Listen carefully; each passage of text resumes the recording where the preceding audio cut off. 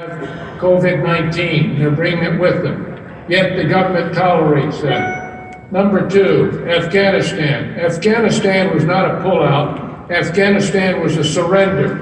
We surrendered there for the following reasons. Once at 20 November, after O'Biden took over, and notice I said O'Biden, because it's certainly not Biden. When O'Biden took over, we immediately stopped giving them the close air support, not 100%, but reduced it. Anytime the Afghan forces were engaged with the Taliban and tactical air showed up, we won. Then we quit giving them the real-time intelligence that we had with all our unmanned aerial vehicles, the drones over there, and other assets. Then number three, we quit giving them the logistical support. And finally, number four, either we did or the Afghan government quit paying the troops. That's why it fell in 11 days. Those were purposeful efforts that people have not talked about that O'Biden brought in when they took over on the 20th of January. Then the next thing that disturbs me so much is the inflation.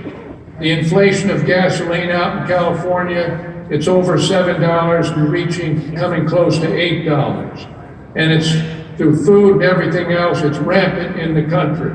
That's deliberate.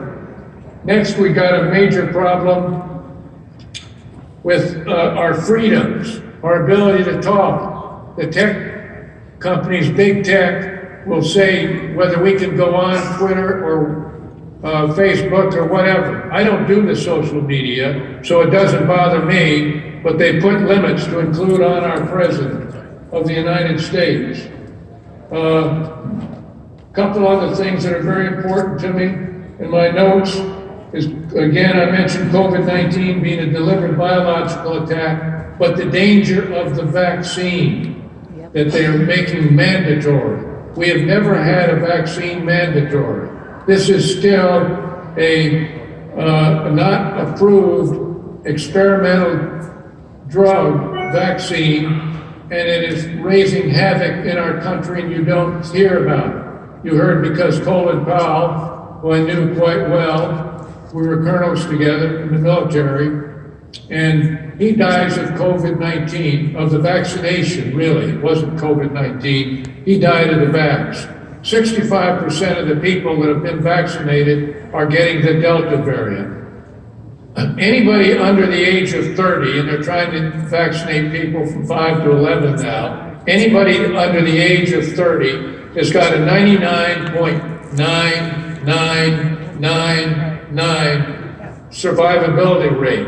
Why would you have an experimental vaccine? And then let's quickly talk about critical race theory. That they're trying to say, the chairman of the Joint Chiefs of Staff, General Milley, talked about white rage. Please, this is a Marxist doctrine that this administration, this Secretary of Defense has been putting into defense as well as the president. They're teaching it at the service academies. This is a racial Marxist doctrine. It must not stand. It will destroy our military. That your skin color, that you had no control of, versus the merits of your moral character and your knowledge, your performance. I was a career fighter pilot for 35 years. I had a single seat fighter. If I had 16 other guys or 4 other guys on my wing, I didn't care what their color was. I cared what their performance was. That's the same on the battlefield. We don't care what your color is. We care what your performance is, your moral character. So you have BLM and Antifa. The FBI hasn't even investigated all of the $2 billion worth of damage they created last summer, or the summer before last. And finally, I mentioned the elections. Cyber warfare was done in that elections, massive cyber warfare. President Trump actually won 80 million votes to 68 million, but using cyber warfare aided by the Chinese Communist Party, that in fact tilted it. And that's why at 0631 hours on the 4th of November, 149,772 or thereabout votes show up all for Joe Biden, and the same with the other 5 battleground states. That is Arizona, Nevada, Wisconsin, I mentioned Michigan, Pennsylvania, and Georgia.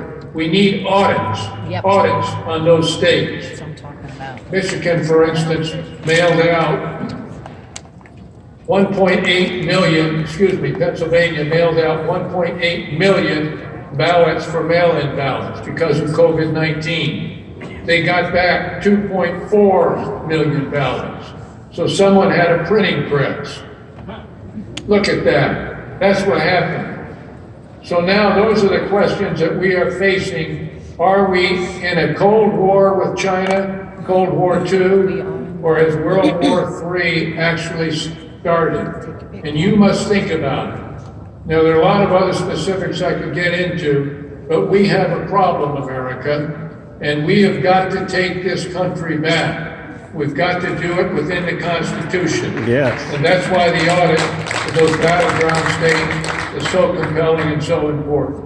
And that's my message to you, and what you are doing and what you are trying to bring the American people together so we can get in a president who is constitutionally elected, not a president that was elected through cyber warfare by a foreign enemy. Our founding fathers did not understand cyber warfare, but they did understand the oath of office I took to support and defend the Constitution against all enemies, foreign and domestic. And we have domestic enemies that have been working with foreign nations to take this country over and to make it a communist society, not a progressive or socialist society. That's the front door to communism. So that's my message to you all. Keep doing what you're doing, and God bless you all, and God bless America.